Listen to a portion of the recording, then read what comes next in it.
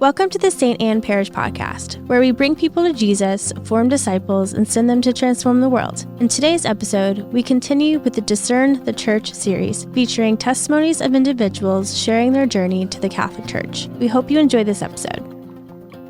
Welcome to the St. Anne Parish Podcast. My name is Nicole Richards, and I am the host of the Discern the Church series. The series shares personal testimonies of individuals who have journeyed into the Catholic Church. Today, we're going to hear from Bryce. So welcome, Bryce. Thank you so much for having me.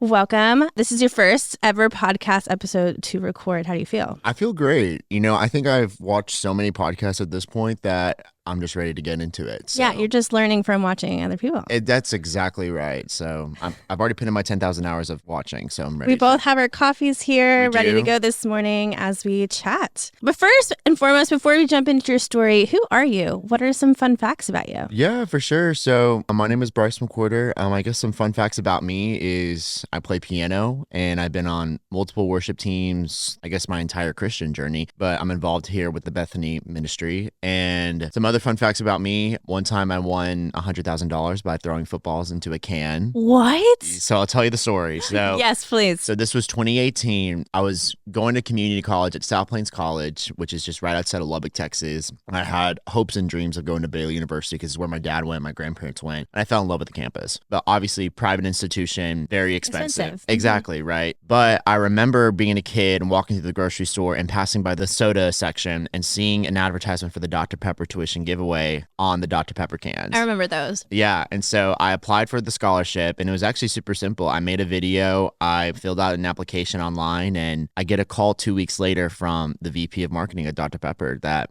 they're going to fly me out to Charlotte, North Carolina to compete for $100,000. Is this the one where you throw footballs? You throw the footballs into the can during like the college division championships. Okay. And so it's no pressure, no pressure. It was so funny though. Like my mom and dad were just so surprised that I got selected.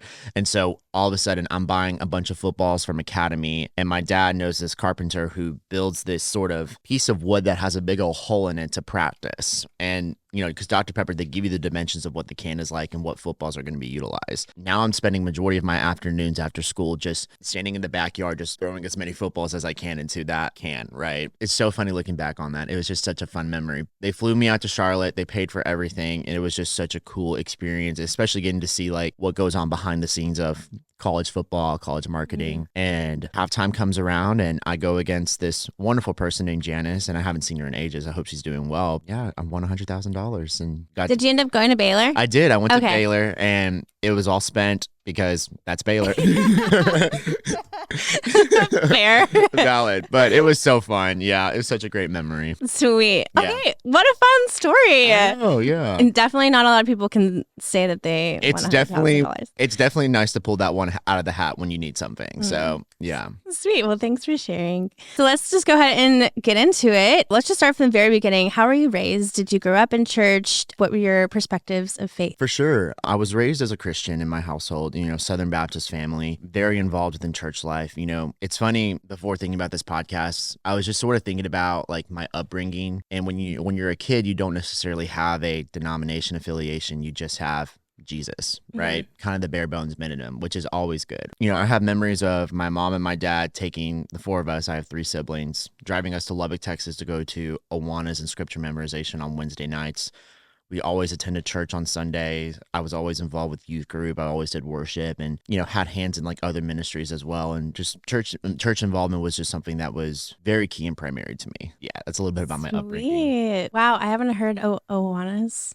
Right? Yeah, so I remember doing that as a kid. Yes. Well, some friends invited me, but yeah, I haven't heard that name in ages. Yeah, I loved it. With that, would you say you had a personal relationship with Jesus? Oh yeah, most definitely. Yeah, I would say like my relationship with Jesus was still, very much still there. Growing up Southern Baptist, I don't know. I never really thought about my denomination affiliation until I got into college. Okay. And starting to really understand just exactly what I do believe about God and what exactly I do believe about the faith and, how am I connecting the dots? You know what I mean? Do you think that this is where your discernment process or this is where your curiosity started? I would say so. So for me, it started when I was at Baylor University, and I had spent 20 years of my life in Lubbock, Texas, just in that area, raised Southern Baptist, and plugged in with some non-denominational churches and whatnot. And then it really wasn't until Baylor where I started to ask these really interesting questions about my faith. And I started to get more exposed to theological leaders and theological literature. I majored in computer science at Baylor, and I was required to take a class called Great Text and Medieval Literature, which is so random for a comp sci degree. I don't know really why I needed that, but I'm thankful I had it because I was introduced to Thomas Aquinas. I was introduced to St. Augustine. I was introduced to the Divine Comedy, Dante, Boethius, and all these other like theological writers. And that just blew my mind because you have this idea about God for so long, but then all of a sudden you get introduced to these people who are thinking about God this way. And that just blew my mind of what exactly is theological thinking.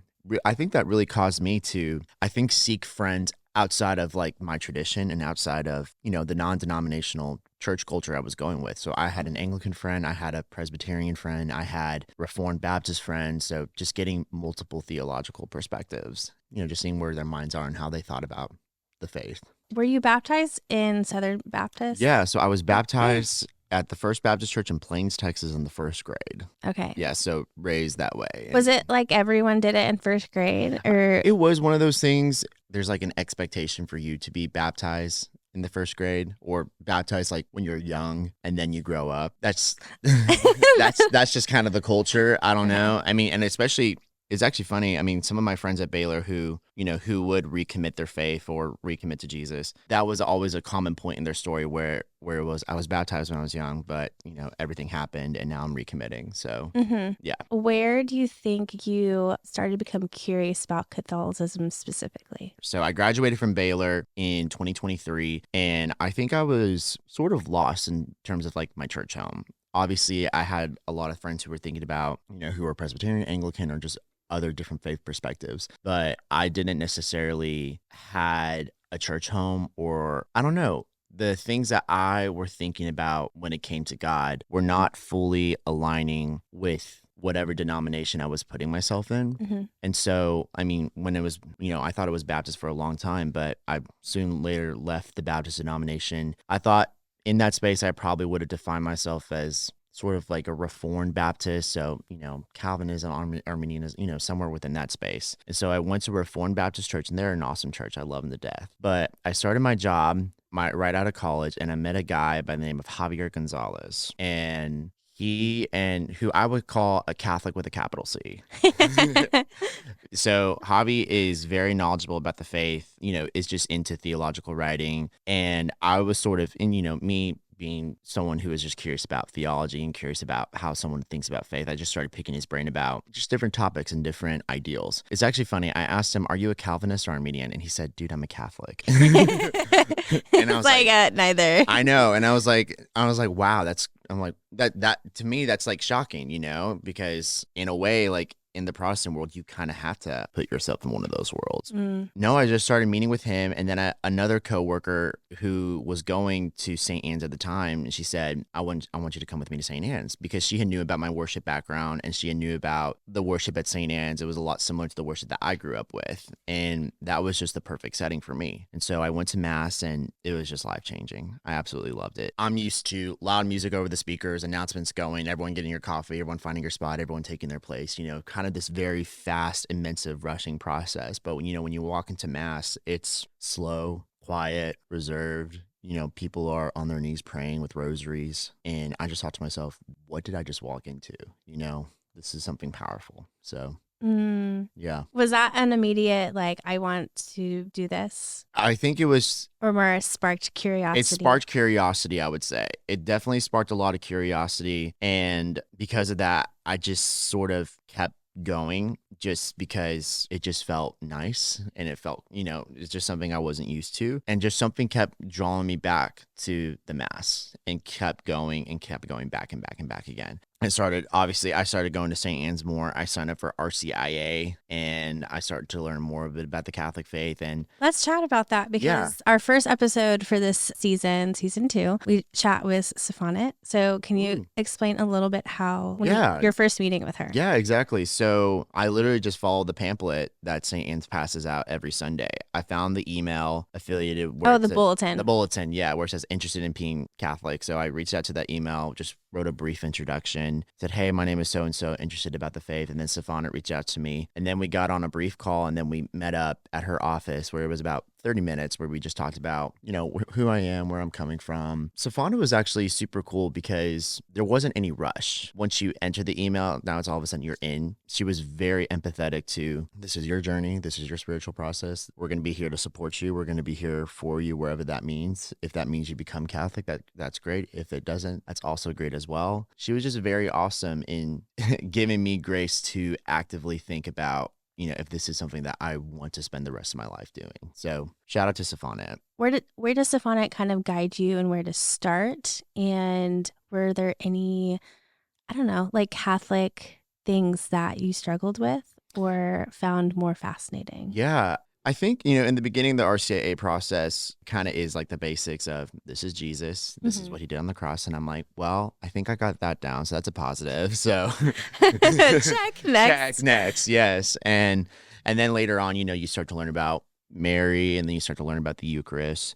This is actually an interesting story. I really didn't know what to think about the Eucharist when I first saw it. I'm used to a cracker and grape juice as a Baptist, or as a, really as a Protestant sometimes. I would recall just having memories of looking at the cracker and looking at the grape juice and just thinking to myself, like, just exactly like, why am I taking this? Is it more than just symbolically referring to Jesus, or is it something more than just a symbol? This is actually a funny story. So I went to Declare one night. I know I just jumped out of the blue. It's okay. Declare is a young adult adoration, a confession event. I went to that event, and I had met a guy by the name of Henry Gardner, who, and at the time, I was a Baptist, and he's Catholic with a capital C.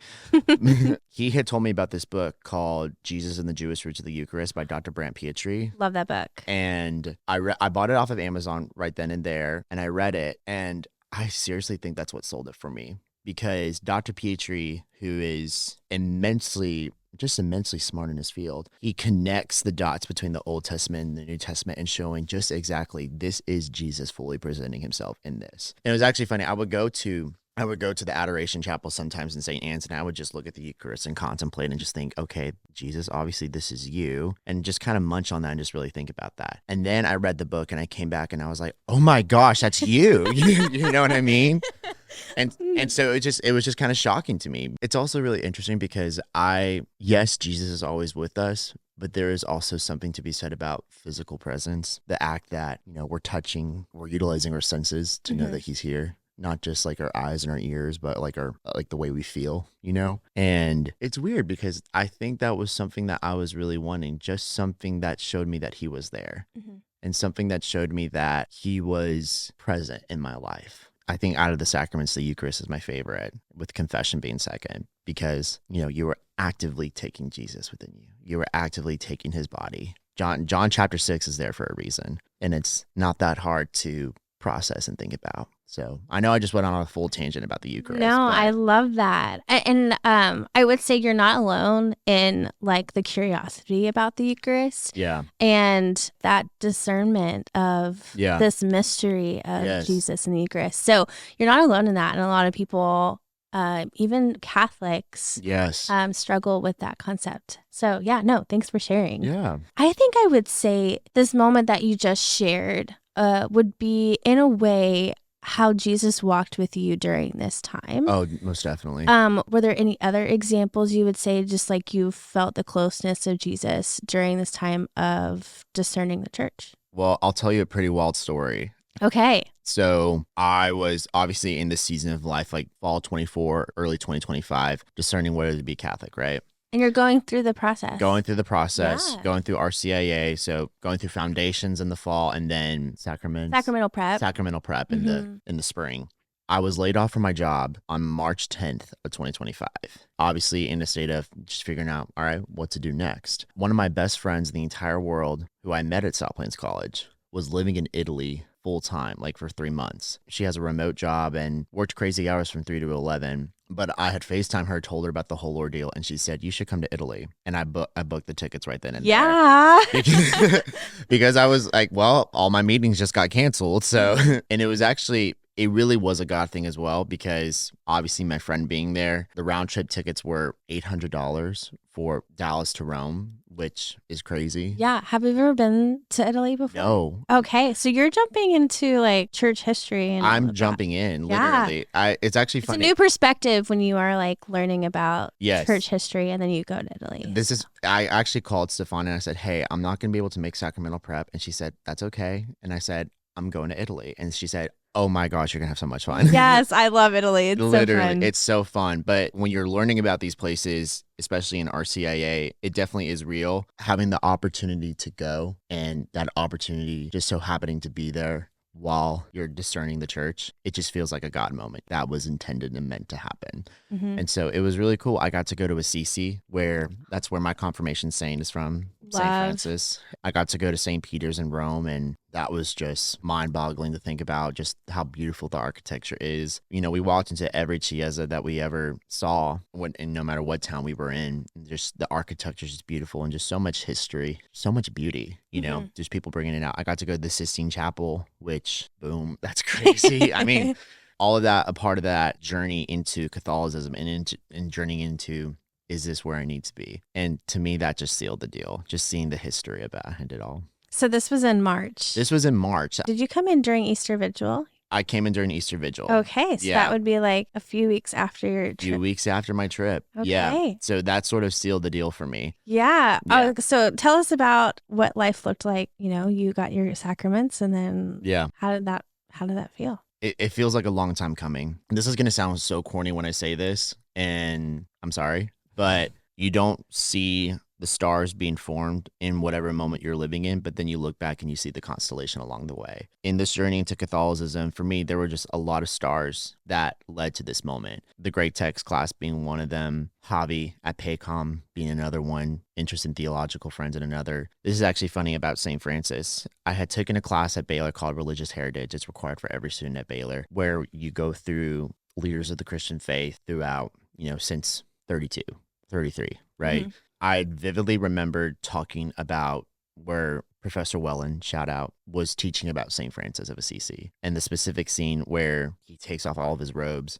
and he fully gives himself. I know it's kind of, to me, it's still an odd scene. He's just standing butt naked in the middle of the street, you know?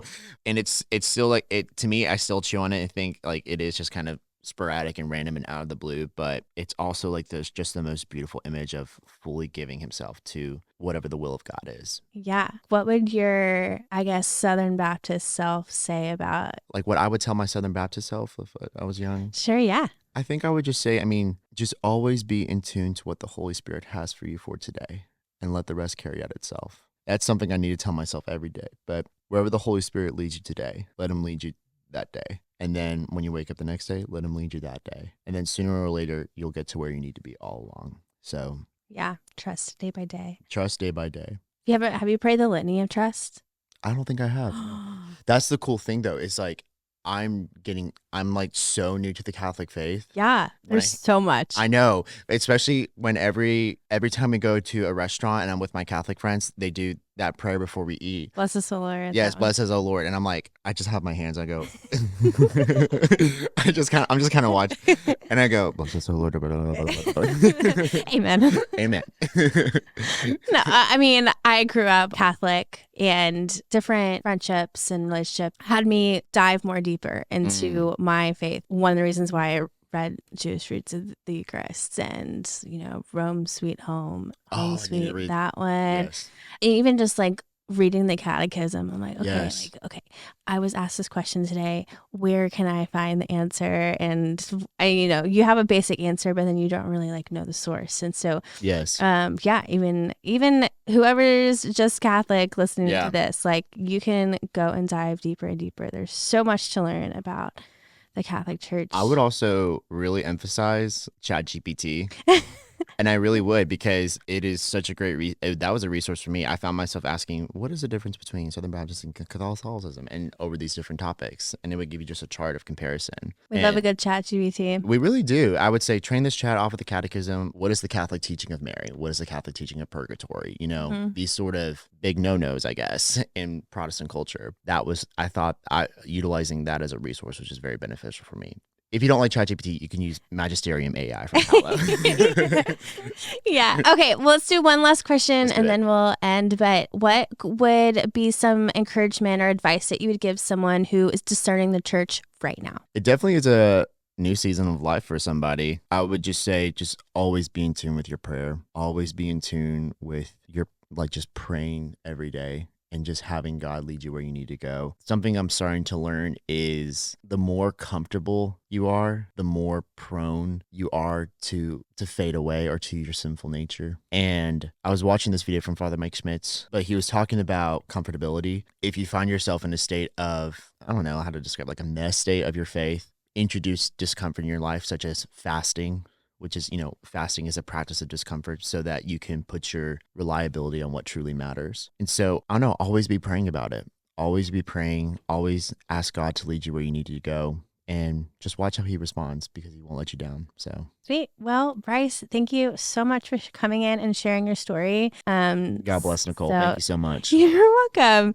Thanks for listening to this episode, and special thanks to Bryce for sharing his journey. And there are so many stories in this Discern the Church series that we hope that is impactful and that you can send to someone who might be discerning the church now. And we just want to let you know that you're not alone. Everyone's on a journey and the church is here to walk with you. So with that said, we'll see you next episode. Bye. You want to say bye? Oh, bye. We'll see y'all. Okay, sweet. Thanks for listening to the St. Anne Parish podcast. We hope you enjoyed this episode. If you or someone that you know is looking to learn more about the Catholic Church, reach out to us at stanneparish.org